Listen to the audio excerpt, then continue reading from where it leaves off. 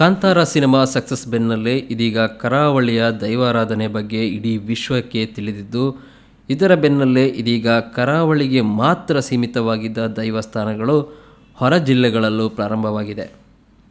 ಬೆಂಗಳೂರಿನ ದೊಡ್ಡಬಳ್ಳಾಪುರದಲ್ಲಿ ಈಗ ಕೊರಗಜ್ಜನ ದೈವಸ್ಥಾನ ಶುರುವಾಗಿದೆ.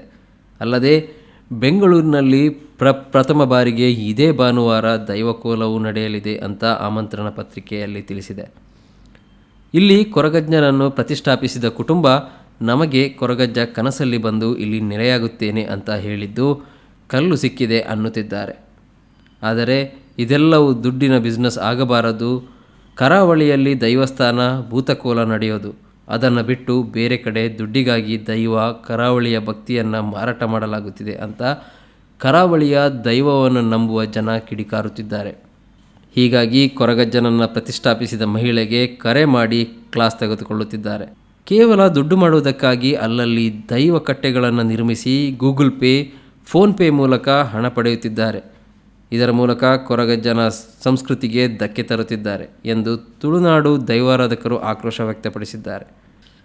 ಜನರು ಪ್ರಚಾರಕ್ಕಾಗಿ ನಮ್ಮ ಕರಾವಳಿಯ ಆರಾಧ್ಯ ದೈವದ ಹೆಸರನ್ನು ಹಾಳು ಮಾಡುತ್ತಿದ್ದಾರೆ.